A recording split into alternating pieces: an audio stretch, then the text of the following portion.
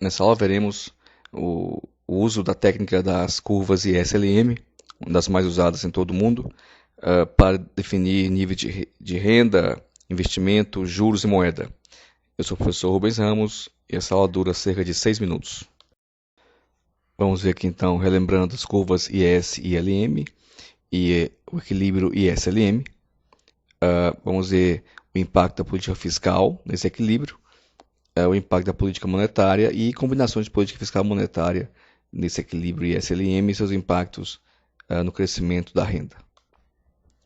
Como vimos, a curva IS tem esse comportamento no gráfico que relaciona juros com a renda decrescente. Isso mostra que uma redução da taxa de juros estimula o investimento e o crescimento da renda, e um aumento da taxa de juros produz uma redução do investimento e, por conseguinte, também uma redução da renda. Vimos também o comportamento da curva LM, que relaciona a taxa de juros e a renda através da demanda monetária. Quanto maior a renda, maior a demanda monetária, e quanto maior a taxa de juros, menor a preferência por liquidez, resultando nessa curva com este formato, como vimos anteriormente. O ponto de cruzamento, então, das retas IS, das curvas IS, LM, no gráfico de I e juros por renda, vai dar, então, o ponto de equilíbrio do mercado monetário, nível de moeda, taxa de juros, do mercado de produto, de renda, nível de investimento e renda da economia nacional. Então, esse é um ponto de equilíbrio entre a oferta de moeda, a taxa de juros, o nível de investimento e o tamanho do PIB. Vamos ver o que aconteceria com a política fiscal e os seus impactos no equilíbrio IS-LM. No caso de uma política de superávit fiscal, teríamos então o deslocamento da curva IS para baixo, para a esquerda, e mantido o mesmo padrão monetário nos ofertas de moedas, teríamos uma tendência a tanto a redução da taxa de juros quanto uma redução do PIB do país. Então, o superávit fiscal teria esse impacto, reduzir juros e reduzir o PIB. Uma situação de equilíbrio fiscal com redução de impostos produziria um deslocamento da curva IS para cima, o que tenderia a produzir um aumento da renda e também um aumento da taxa de juros, se mantido o mesmo padrão monetário.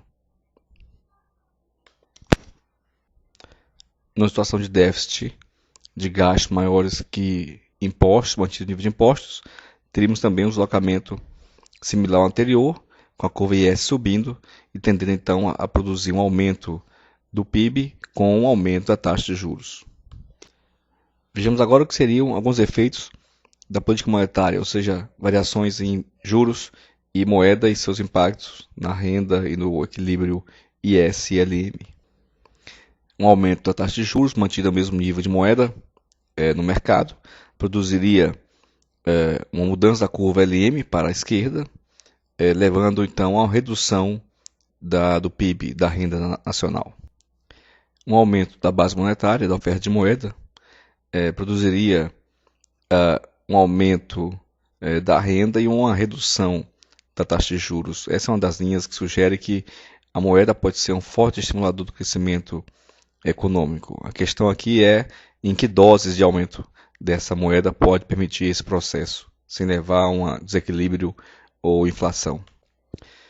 Mas uma ação mais complexa é, ao mesmo tempo, realizar ações de política monetária e fiscal, buscando aumentar a renda e não modificar a taxa de juros. Veremos agora aqui alguns exemplos de como funcionaria ações de política monetária e fiscal. Um aumento de moeda e um déficit fiscal tenderia a produzir uma situação como a que está um aumento do PIB com a manutenção da taxa de juros. De certo modo, isso foi o comportamento de um certo período nos Estados Unidos durante a guerra do Iraque. Uma política de juros altos e superávit fiscal, com menos moeda via emissão de títulos da dívida pública, tende a produzir uma força de redução do nível do PIB e de aumento dos juros, como temos aqui, deslocando as curvas IS, LM. Essa tem sido uma política de boa parte do governo Lula em termos macroeconômicos, quer dizer, uma política que tende a deprimir o PIB. Vemos aqui então o equilíbrio da curva das curvas IS e LM, produzindo nível de equilíbrio monetário, moeda e juros e de mercado do produto, da renda e do investimento. Vimos também o potencial de efeito das políticas fiscal e monetária, quer dizer, a tendência, a força que elas tendem a produzir na mudança do PIB. Evidentemente não é a única força, dado que há também a ação de famílias e de empresas e da relação do Brasil com o resto do mundo, mas vimos aqui como que esse comportamento de ação fiscal monetária pode influenciar a direção do movimento da evolução da renda ou do PIB. E vimos exemplos de combinação de política fiscal e monetária e esses impactos. Nessa aula, sim, vimos a análise do equilíbrio IS-LM para o equilíbrio macroeconômico entre juros, moeda, produto, renda e investimento. Vimos aqui uma versão introdutória, fundamentos, mas a ideia era dar a você uma dimensão de como funciona o processo econômico e a atuação fiscal e monetária e seus impactos na economia como um todo. Eu sou o professor Rubens Ramos e com isso vimos essa parte fundamental da teoria monetária na macroeconomia.